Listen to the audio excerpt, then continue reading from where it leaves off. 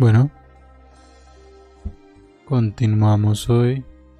Mientras el mundo se cae, continuaremos leyendo 100 años de soledad. Vamos con la tercera parte. Bueno, viendo más.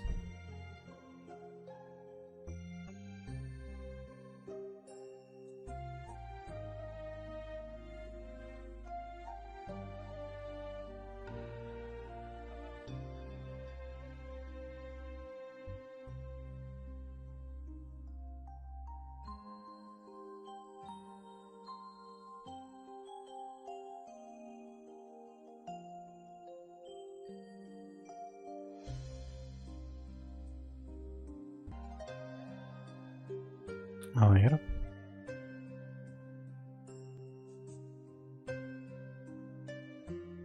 Bien, íbamos en las aventuras amorosas de José Arcadio. El, el hijo de José Arcadio, hijo con Pilar. Y se acaba de enterar que iba a ser padre. Pues esto ahí habíamos quedado.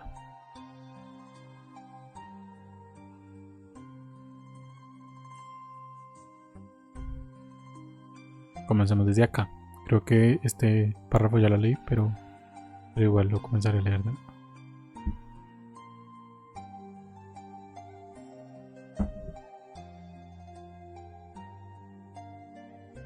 José Arcadio no se atrevió a salir de su casa en varios días. Le bastaba con escuchar la risotada trepidante de Pilar en la cocina para correr a refugiarse en el laboratorio, donde los artefactos de alquimia habían revivido con la bendición de Úrsula. José Arcadio un día recibió con alborozo al hijo extraviado y lo inició en la búsqueda de la piedra filosofal, que había por fin emprendido. Una tarde se entusiasmaron los muchachos con la estera voladora que pasó veloz al nivel de la ventana del laboratorio, llevando al gitano, conductor y a varios niños de la aldea que hacían alegres saludos con la mano, y José Arcadio Buendía ni siquiera la miró. «Déjenlos que sueñen», dijo. «Nosotros volaremos mejor que ellos con recursos más científicos que esos miserables sobrecamas». A pesar de su fingido interés, José Arcadio no entendió nunca los poderes del huevo filosófico, que simplemente le parecía un frasco mal hecho. No lograba escapar de su preocupación. Perdió el apetito y el sueño, sucumbió al mal humor, igual que su padre ante el fracaso de alguna de sus empresas. Y fue tal su trastorno que el propio José Arcadio Buendía lo relevó de los deberes en el laboratorio creyendo que había tomado la alquimia demasiado a pecho. Aureliano, por supuesto, comprendió que la aflicción del hermano no tenía origen en la búsqueda de la piedra filosofal, pero no consiguió arrancarle una confidencia. Había perdido su antigua espontaneidad. De cómplice y comunicativo se hizo hermético y hostil, ansioso de soledad, mordido por un virulento rencor contra el mundo.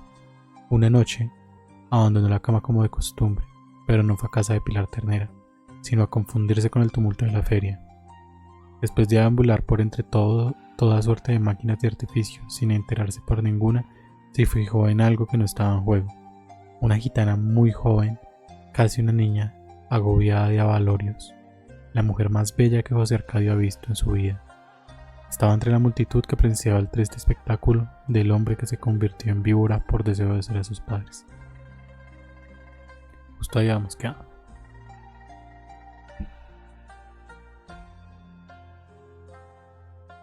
José Arcadio no puso atención mientras se desarrollaba el triste interrogatorio del hombre vivo.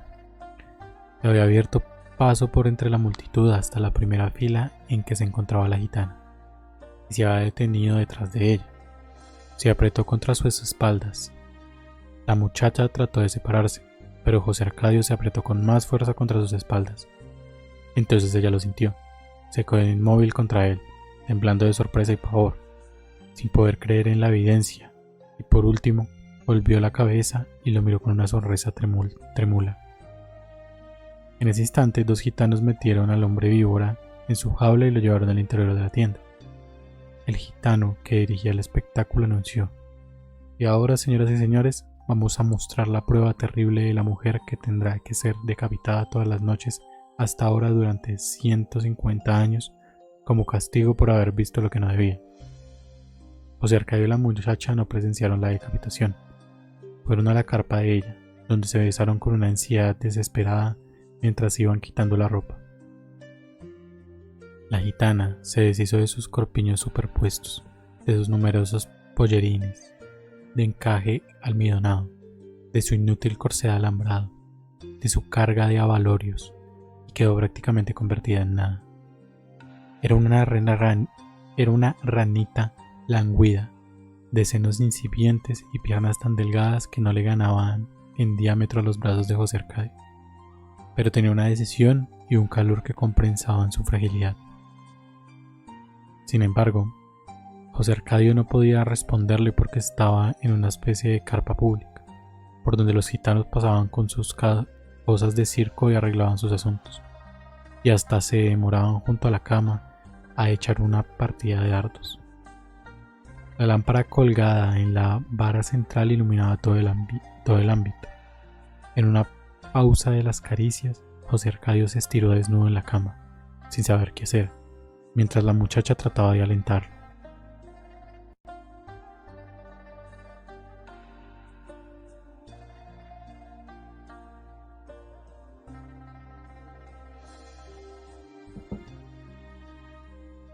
Una gitana de carnes espléndidas entró poco después, acompañada de un hombre que no hacía parte de la farándula, pero que tampoco era de la aldea, y ambos pensaron a desvestirse frente a la cama.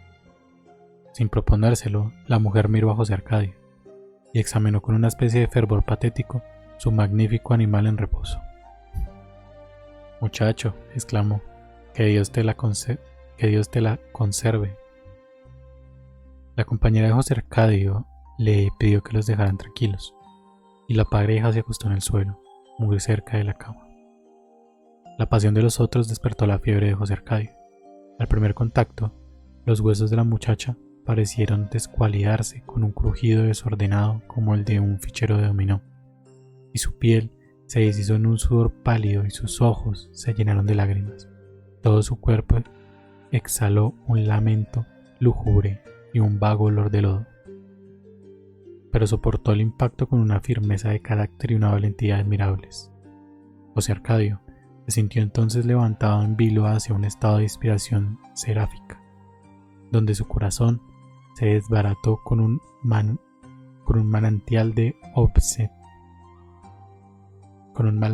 obscenidades tiernas que le entraban a la muchacha por los oídos y le salían por la boca traducidas a su idioma. Era jueves.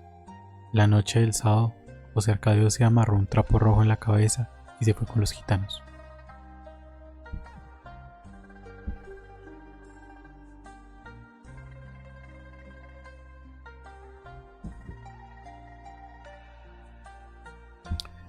Cuando Úrsula descubrió su ausencia, lo buscó por toda la aldea. En el desmantelado campamento de los gitanos no había más que un reguero de desperdicios entre las cenizas todavía humeantes de los fogones apagados.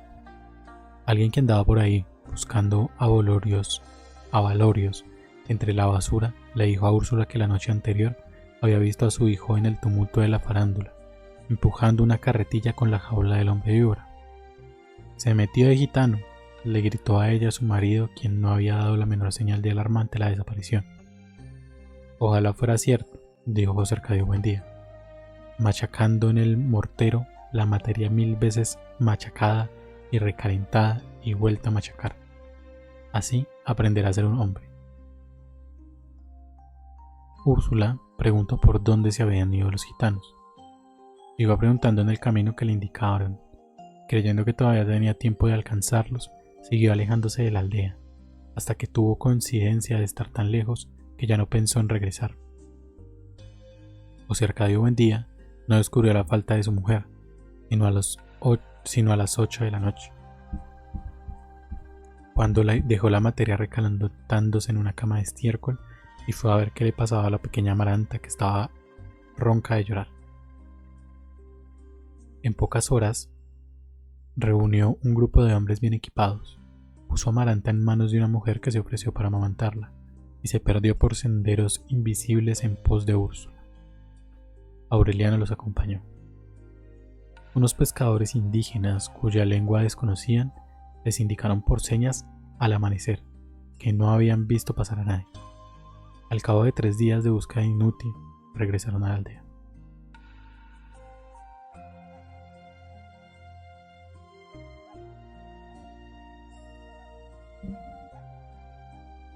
Durante varias semanas, José Arcadio Buendía se dejó vencer por la consternación. Se ocupaba como una madre de la pequeña Amaranta, la bañaba y cambiaba de ropa. La llevaba a ser amamantada 4 veces al día y hasta le cantaba en la noche las canciones que Úrsula nunca supo cantar. En cierta ocasión, Pilar Ternera se ofreció para hacer los oficios de la casa mientras regresaba a Úrsula. Aureliano, cuya misteriosa intuición se había sensibilizado en la desdicha, experimentó un fulgor de clarividencia al verla entrar. Entonces supo que de algún modo inexplicable ella tenía la culpa de la fuga de su hermano y la consiguiente desaparición de su madre, y la acosó de tal modo con una callada e implacable hostilidad que la mujer no volvió a la casa.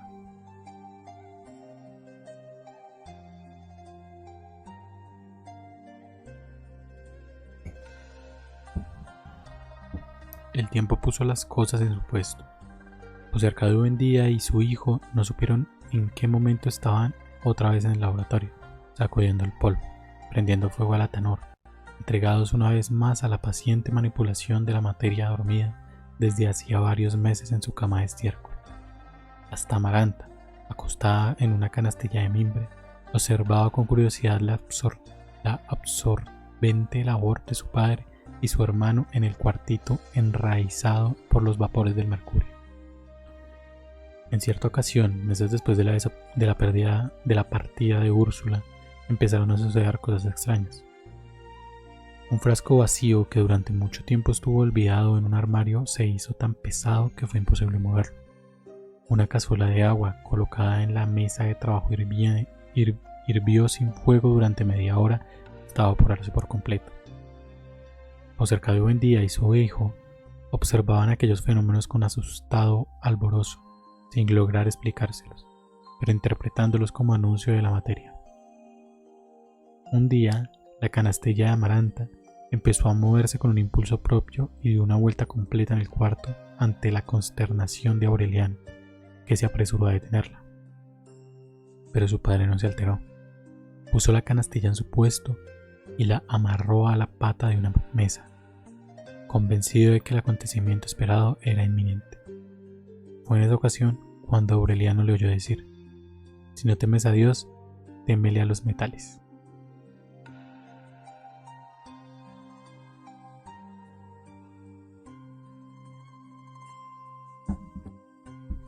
De pronto, casi 5 meses después de su desaparición, volvió Úrsula. Llegó exaltada, rejuvenecida, con ropas nuevas de un estilo desconocido en la aldea. José Arcadio Buendía apenas se pudo resistir el impacto. Era eso, gritaba. Yo sabía que le iba a ocurrir. Y lo creía de veras, porque en sus prolongados encierros, mientras manipulaba la materia, rogaba en el fondo de su corazón que el prodigio esperado no fuera el hallazgo de la piedra filosofal, ni la liberación del soplo que hace vivir los metales, ni la facultad de convertir en oro las bisagras y cerraduras de la casa, sino lo que ahora había ocurrido, el regreso de Úrsula. Pero ella no compartió su alborozo. Le dio un beso convencional, como si no hubiera estado ausente más de una hora, y le dijo: asómate a la puerta.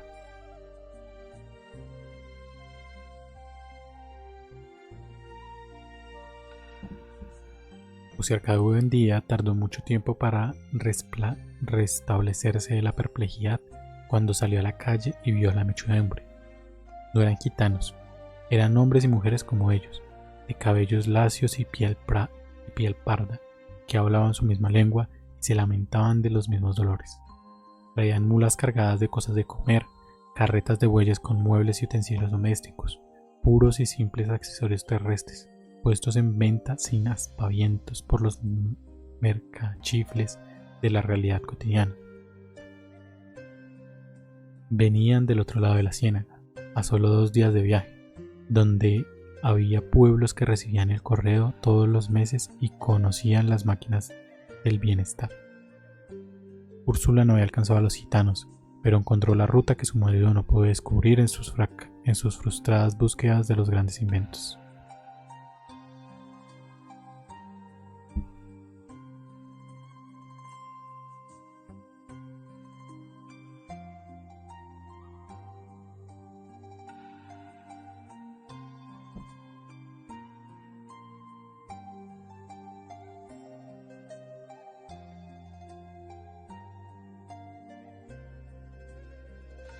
El hijo de Pilar Ternera fue llevado a casa de sus abuelos a las 2 semanas de nacido. Úrsula lo admitió de mala gana, vencida una vez más por la terquedad de su marido, que no pudo tolerar la idea de que un retoño de su sangre quedara navegando a la deriva, pero impuso la condición de que se ocultara al niño su verdadera identidad. Aunque recibió el nombre de José Arcadio, terminaron por llamarlo simplemente Arcadio, para evitar confusiones. Había por aquella época tanta actividad en el pueblo y tanto trajines en la casa que el cuidado de los niños quedó relegado a un nivel secundario. Se los encomendaron a Visitación, una india guajira que llegó al pueblo con un hermano, huyendo de una peste de insomnio que flagelaba a su tribu desde hacía varios años. Ambos eran tan dóciles y serviciales que Úrsula se hizo cargo de ellos para que la ayudaran en los oficios domésticos. Fue así como Arcadio y Amaranta hablaron la lengua guajira antes que el castellano, y aprendieron a tomar caldo de lagartijas y a comer huevos de araña sin que Úrsula se diera cuenta, porque andaba demasiado ocupada en un prometedor negocio de animalitos de caramelo. Macondo estaba transformado. Las gentes que llegaron con Úrsula divulgaron la buena calidad de su suelo y su posesión privilegiada con respecto a la ciénaga, de modo que la escueta aldea de otro tiempo se convirtió muy pronto en un pueblo activo, con tiendas y talleres de artesanía, y una ruta de comercio permanente por donde llegaron los primeros árabes de pantuflas y argollas en la oreja, cambiando collares de vidrio por guacamayos. José Arcadio Buendía no tuvo un instante de reposo. Fascinado por una realidad inmediata que entonces le resultó más fantástica que el vasto universo de su imaginación, perdió todo interés por el laboratorio de alquimia. Puso a descansar la materia extenuada por largos meses de manipulación y volvió a ser el hombre emprendedor de los primeros tiempos que decidía el trazado de las calles y la posesión de las nuevas casas, de manera que nadie disfrutara de privilegios que no tuvieran todos.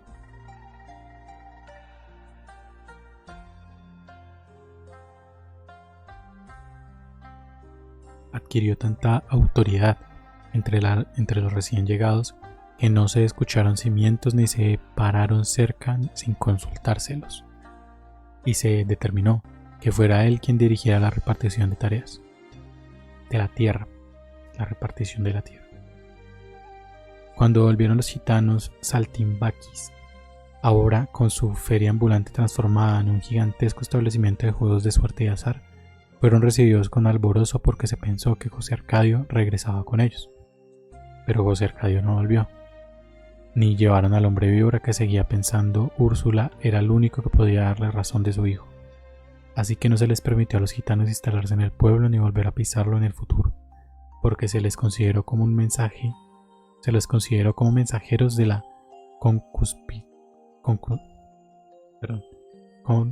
concupiscencia y la perversión.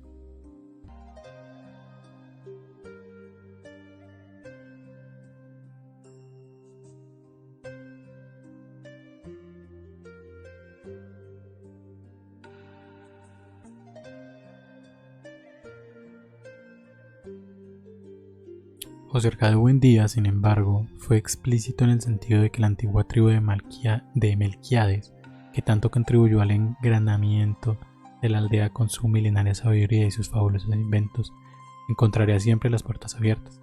Pero la tribu de Melquíades, según contaron los trotamundos, había sido borrada de la faz de la tierra por haber sobrepasado los límites del conocimiento humano.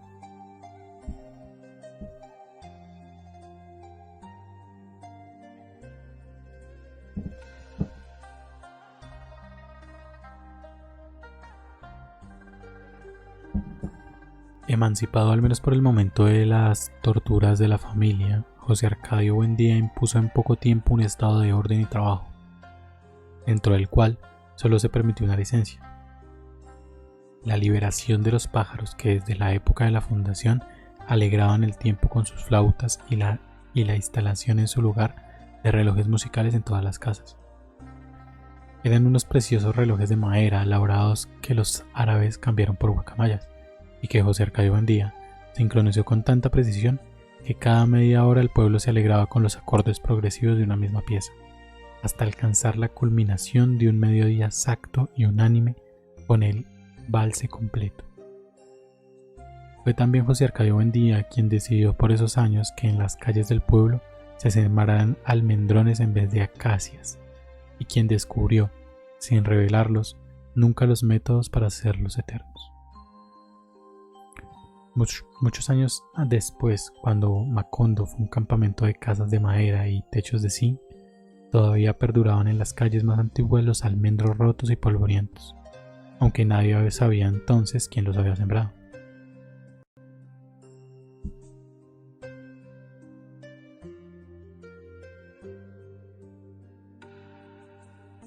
Mientras su padre ponía en orden el pueblo y su madre consolidaba el patrimonio doméstico con su maravillosa industria de gallitos y peces azucarados que 2 veces al día salían de la casa ensartados en palos de balso, Aureliano vivió horas interminables en el laboratorio abandonado, aprendiendo por pura investigación el arte de la platería.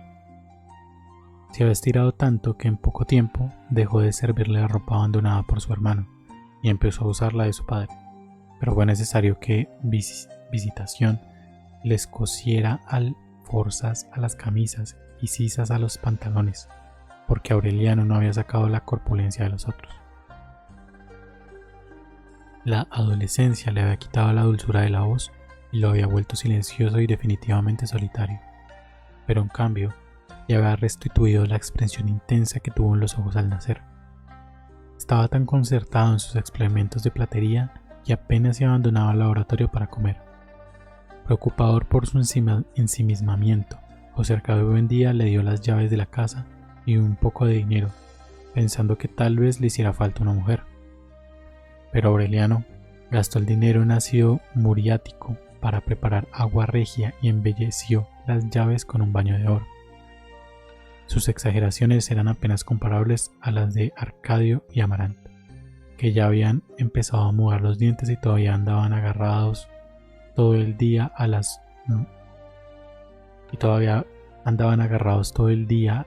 mantas de los indios, tercos en su decisión de no hablar el castellano, sino la lengua guajira. No tienes de qué quejarte, le decía Úrsula a su marido. Los hijos heredan las locuras de sus padres. Y mientras se lamentaba de su mala suerte, convencido de que las extravagancias de sus hijos eran algo tan espantoso como una cola de cerdo, Aureliano fijó en ella una mirada que la envolvió en un ámbito de incertidumbre. «Alguien va a venir», le dijo. Úrsula, como siempre que él expresaba un pronóstico, trató de desalentarlo con su lógica casera. Era normal que alguien llegara.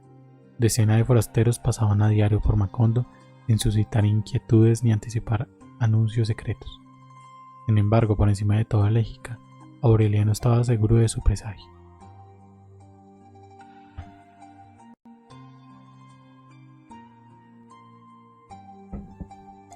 «No sé quién será», insistió, «que el que sea ya viene en camino». El domingo, en efecto, llegó Rebeca. No tenía más de 11 años. Había hecho el penoso viaje desde Manaure con unos traficantes de pieles que recibieron el encargo de entregarla junto con una carta en la casa de José Arcadio Buendía, pero que no pudieron explicar con precisión quién era la persona que les había pedido el favor. Todo su equipaje estaba compuesto por el baulito de la ropa, un pequeño mercado de madera con florecitas de colores pintado a mano y un talego de lona que hacían un permanente ruido de cloc, cloc, cloc, donde llevaba los huesos de su padre. La carta dirigida a Sor José Arcadio Buendía estaba escrita en términos muy cariñosos por alguien que lo seguía queriendo mucho a pesar del tiempo y la distancia, que se sentía obligado por un elemental sentido humanitario hacer la caridad de mandarle esa pobre huérfanita desamparada, que era prima de Úrsula en segundo grado y por consiguiente pariente también de José Arcadio Buendía, aunque en grado más lejano, porque era hija de ese inolvidable amigo que fue Nicanor Ulloa y su muy digna esposa Rebeca Montiel, a quienes Dios tuviera en su santo reino, cuyos restos adjuntado la presencia para que le dieran cristiana sepultura.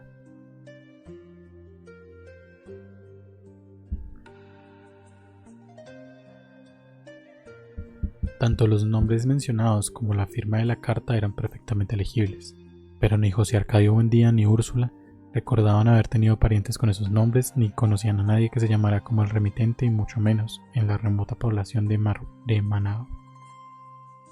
A través de la niña fue imposible obtener ninguna otra información complementaria.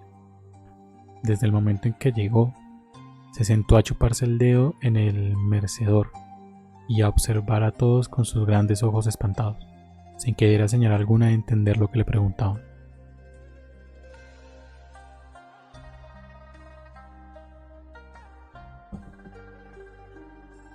Llevaba un traje de diagonal teñido de negro, gastado por el oso, y unos desconchados botines de charol.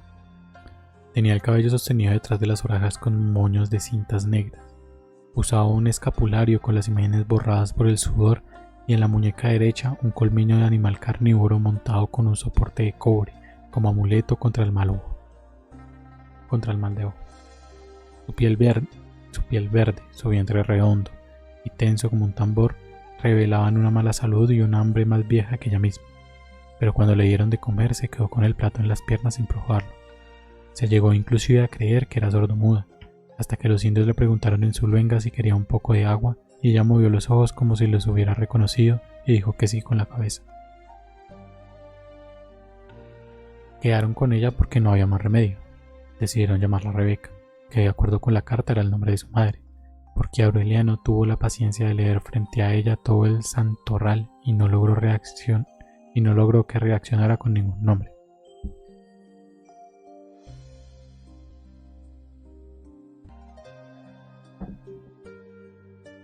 Como en aquel tiempo no había cementerio en Macondo, pues hasta entonces no había muerto nadie, conservaron el talego con los huesos en espera de que hubiera un lugar digno para sepultarlos, y durante mucho tiempo estorbaron por todas partes, y se les encontraba donde menos se suponía, siempre con su cloacante cacareo de gallina clueca. Pasó mucho tiempo antes de que Rebeca se incorporara a la vida familiar. Se sentaba en el mecedorcito a chuparse el dedo en el rincón más apartado de la casa. Nada le llamaba la atención, salvo la música de los relojes que cada media hora buscaba con ojos asustados, como si esperara encontrarla en algún lugar del aire. No lograron que comieran varios días. Nadie entendía cómo no se había muerto de hambre, hasta que los indígenas, que se daban cuenta de todo porque recorrían la casa sin cesar con sus pies sigilosos, descubrieron que a Rebeca solo le gustaba comer la tierra húmeda del patio y las tortas de cal que arrancaba de las paredes con las uñas.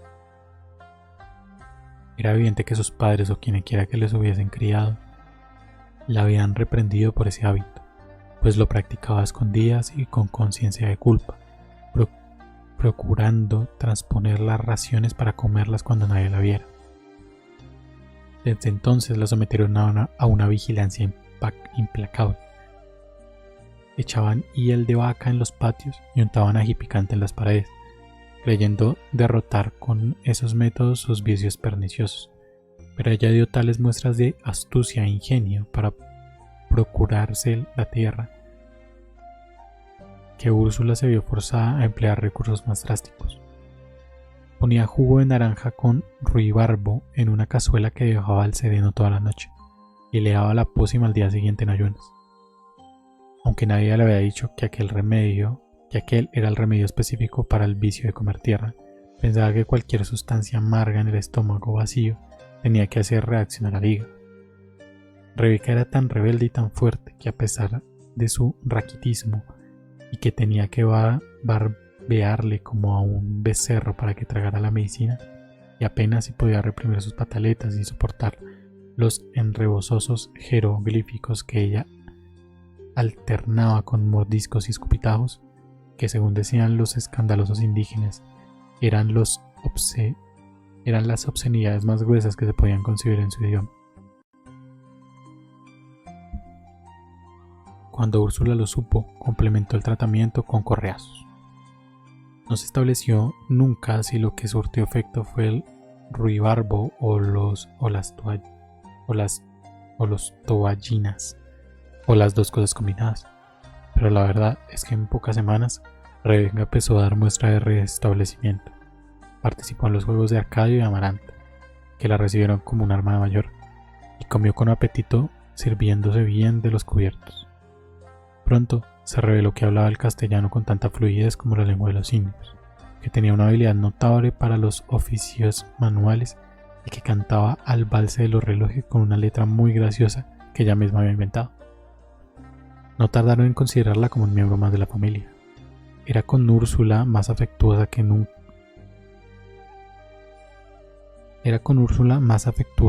Más afectuosa que nunca lo fueron con sus propios hijos, y llamaba hermanito a Amaranta y Arcadio, y tío a Aureliano y abuelito a José Arcadio Buendía. De modo que terminó por merecer tanto como los otros el nombre de Rebeca Buendía, el único que tuvo siempre y que llevó con dignidad hasta la muerte.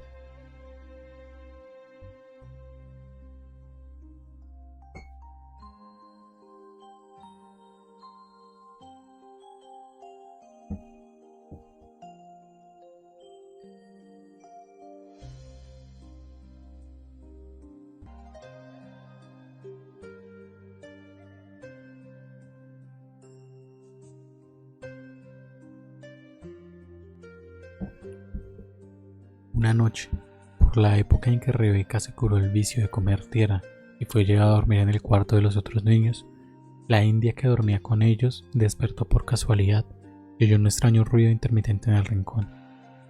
Se incorporó alarmada, creyendo que había entrado un animal en el cuarto, y entonces vio a Rebeca en el mercedero, chupándose el dedo y con los ojos alumbrados como los de un gato en la oscuridad, pasmada de terror, atribulada por la fatalidad de su destino. Visitación reconoció en sus ojos los síntomas de la enfermedad cuya amenaza los había obligado a ella y a su hermano a desterrarse para siempre de un reino milenario en el cual eran príncipes. Era la peste del insomnio. Cautaure, el indio, no amaneció en la casa. Su hermana se quedó, porque su corazón fatalista le indicaba que la dolencia letal había de perseguirlos de todos modos hasta el último rincón de la tierra. Nadie entendió la alarma de visitación.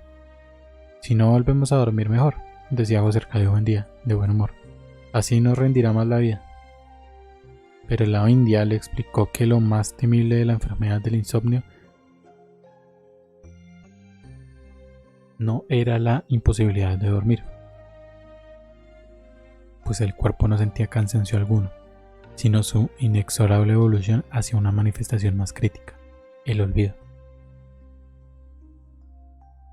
Quería decir que cuando el enfermo se acostumbrara a su estado de vigilia, empezaban a borrarse de su memoria los recuerdos de la infancia, luego el nombre y la noción de las cosas, y por último la identidad de las personas y aún la conciencia del propio ser, hasta hundirse en una especie de idiotez sin pasado.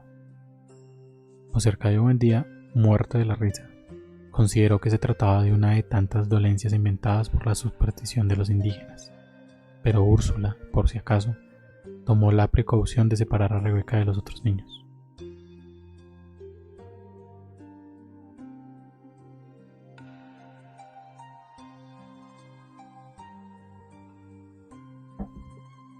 Al cabo de varias semanas, cuando el terror de visitación parecía aplacado, José Arcadio Buendía se encontró una noche dando vueltas en la cama sin poder dormir. Úrsula, que también había despertado, le preguntó qué le pasaba, y él le contestó: «Estoy pensando otra vez en Prudencio Aguilar». No durmieron un minuto, pero al día siguiente se sentían tan descansados que se olvidaron de la mala noche. Aureliano comentó asombrado a la hora del almuerzo que se sentía muy bien a pesar de que había pasado toda la noche en el laboratorio durando un prendedor que pensaba regalarle a Úrsula el día de su cumpleaños. No se alarmaron hasta el tercer día, cuando a la hora de acostarse se sintieron sin sueño y cayeron en la cuenta de que llevaban más de 50 horas sin dormir. Los niños también están despiertos, dijo la india con su convicción fatalista. Una vez que entra en la casa, nadie escapa a la peste. Habían contraído en efecto la enfermedad del insomnio. Úrsula, que había aprendido de su madre el valor medicinal de las plantas, preparó e hizo beber a todos un brebaje de acónito, pero no consiguió dormir, sino que estuvieron todo el día soñando despiertos. En ese estado de alucinada lucidez, no solo veían las imágenes de sus propios sueños, sino que los unos veían las imágenes soñadas por los otros. Era como si la casa se hubiera llenado de visitantes. Sentado en su mecedor, en un rincón en la cocina, Rebeca soñó que un hombre muy parecido a ella, vestido de lino blanco y con el cuello de la camisa cerrado por un botón de oro, le llevaba un ramo de rosas. Lo acompañaba una mujer de manos delicadas que separó una rosa y se la puso a la niña en el pelo. Úrsula comprendió que el hombre y la mujer eran los padres de Rebeca, pero aunque hizo un gran esfuerzo por reconocerles, confirmó su certidumbre de que nunca los había visto.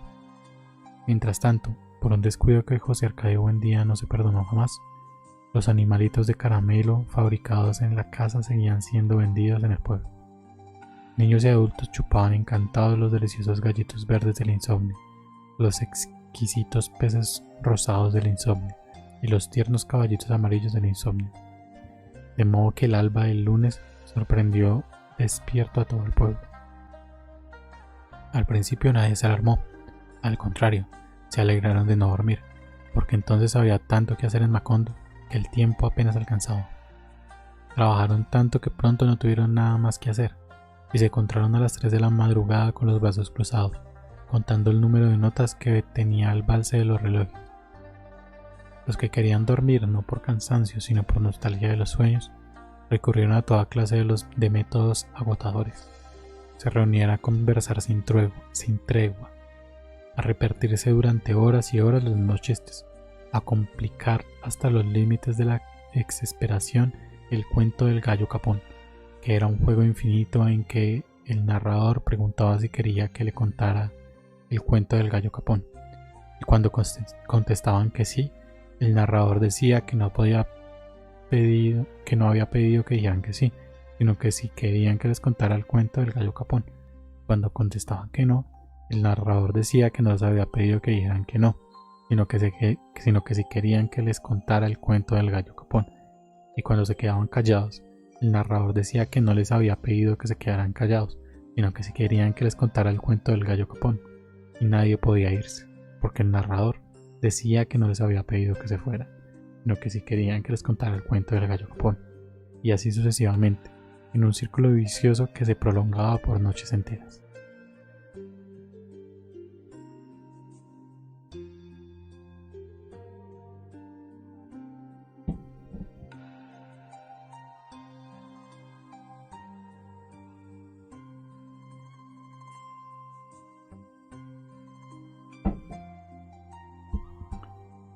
Cuando José Arcadio Buendía se dio cuenta de que la peste había invadido el pueblo, reunió a los jefes de familia para explicarles lo que había sabido sobre la enfermedad del insomnio, y se acordaron medidas para impedir que el flagelo se propagara a otra población de la Ciénaga. Fue así como les quitaron a los chivos las campanitas que los árabes cambiaban por guacamayas, y se pusieron a la entrada del pueblo a disposición de quienes extendían los consejos y súplicas de los centinelas e insistían en visitar la población. Todos los forasteros que por aquel tiempo recorrían las calles de Macondo tenían que hacer sonar su campanita para que los enfermos supieran que estaban sanos. No se les permitía comer ni beber nada durante su estancia, pues no había duda de que la enfermedad solo se transmitía por la boca y todas las cosas de comer y de beber estaban contaminadas de insomnio. En esa forma se mantuvo la peste circunscrita al perímetro de la población. Tan eficaz fue la cuarentena que llegó el día en que la situación de emergencia se tuvo por cosa natural y se organizó la vida de tal modo que el trabajo recobró su ritmo y nadie volvió a preocuparse por la inútil costumbre de dormir. Interesante.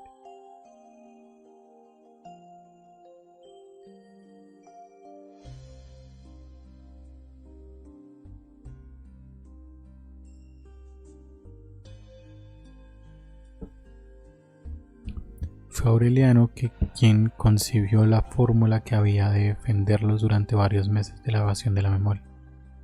La descubrió por casualidad. Insomne, experto por haber sido uno de los primeros, había aprendido a la perfección el arte de la platería. Un día estaba buscando el pequeño yunque que utilizaba para eliminar los metales, y no recordó su nombre. Su padre se lo dijo: Tas. Aureliano escribió el nombre en un papel que pegó con goma en la base del yunquecito. Tas. Así estuvo seguro de no olvidarlo en el futuro. No se le ocurrió que fuera aquella la primera manifestación del olvido, porque el objeto tiene un nombre difícil de recordar. Pero pocos días después descubrió que tenía dificultades para recordar casi todas las cosas del laboratorio. Entonces las marcó con el nombre respectivo, de modo que le bastaba con leer la descripción para identificarlos. Cuando su padre se lo comunicó su alarma por haber olvidado hasta los hechos más impresionantes de su niñez, Aureliano le explicó su método, y José Arcadio lo puso en práctica en toda la casa, y más tarde lo impuso a todo el pueblo. Con un hisopo entinado marcó cada cosa con su nombre: mesa, silla, reloj, puerta, pared, cama, cacerola. Fue el corral y marcó los animales y las plantas: vaca, chivo, puerco, gallina, yuca, malanga, guineo. Poco a poco, estudiando las infinitas posibilidades del olvido, se dio cuenta de que podía llegar un día en que se reconocieran las cosas por su inscripción, pero no se recordara su utilidad. Entonces fue más explícito. El letrero que colgó en la cerviz de la vaca era una muestra ejemplar de la forma en que los habitantes de Macondo estaban dispuestos a luchar contra el olvido. Esta es la vaca. Hay que ordeñarla todas las mañanas para que produzca leche, y a la leche hay que hervirla para mezclarla con el café, y hacer café con la leche. Así, continuaron viviendo en una realidad escurridiza, momentáneamente capturados por la palabra, pero que había de fugarse sin remedio cuando olvidaron los valores de la letra escrita.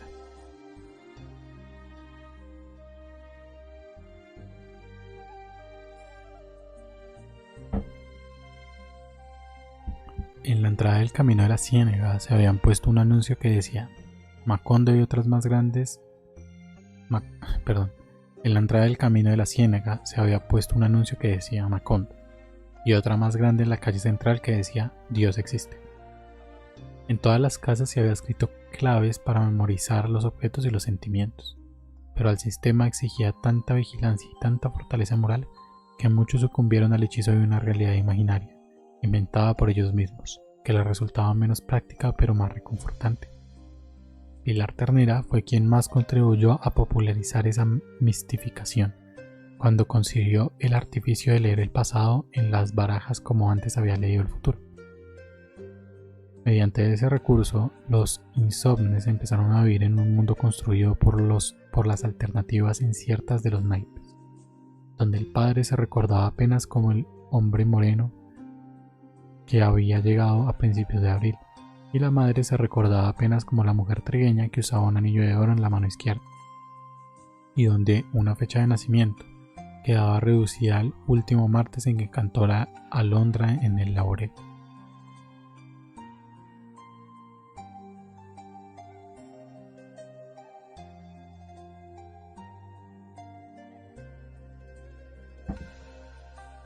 Derrotados por aquellas prácticas de consolación, José Arcadio Buendía decidió entonces construir la máquina de la memoria, que una vez había deseado para acordarse de los maravillosos inventos de los gitanos.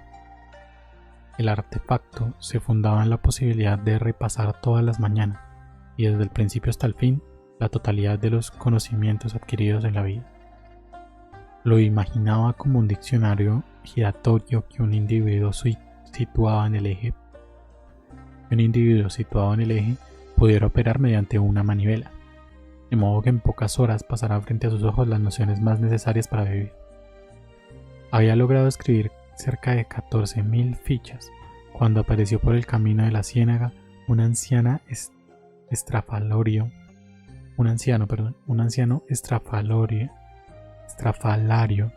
con la campanita triste de los durmientes, cargando una maleta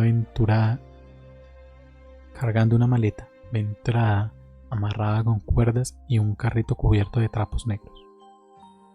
Fue directamente a la casa de José Arcadio Buendía.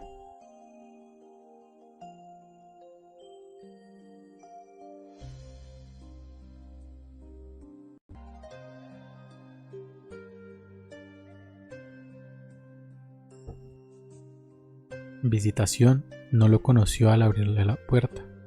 Pensó que llevaba al propósito de vender algo. Ignorante de que nadie podía venderse en un pueblo que se hundía sin remedio en el tremendal del olvido. Era un hombre decrépito, aunque su voz estaba también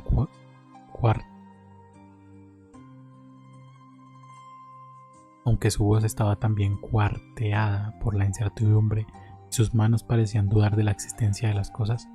Era evidente que venía del mundo donde todavía los hombres podían dormir y recordar. José Arcadio Buendía lo encontró sentado en la sala, abanicándose con un remendado sombrero negro, mientras leía con atención compasiva los letreros pagados con las paredes. Los saludó con amplias muestras de afecto, temiendo haberlos conocido en otro tiempo y ahora no recordarlos. Pero el visitante advirtió su falsedad. Se sintió olvidado, no con el olvido irremediable del corazón, sino con otros olvidos más cruel e irrevocables que él conocía muy bien, porque era el olvido de la muerte. Entonces comprendió. Abrió la maleta atiborrada de objetos indescifrables, y de entre ellos sacó un maletín con muchos frascos. Le dio a beber a José Arcadio Buendía una sustancia de color apacible, y la luz se hizo de su memoria. Los ojos se le humedecieron de llanto, antes de verse a sí mismo en una sala absurda donde los objetos estaban marcados, y antes de avergonzarse de las solemnes tonterías escritas en las paredes, y aún antes de reconocer al recién llegado en un deslumbrante resplandor de alegría. Era Melquíades.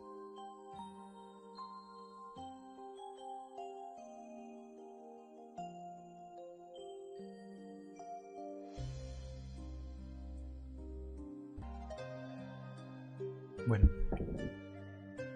creo que dejaré aquí por hoy.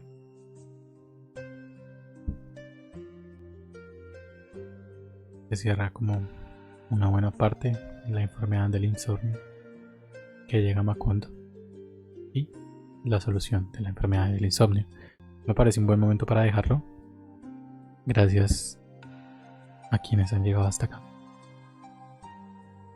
Si es que alguien llega. Y adiós.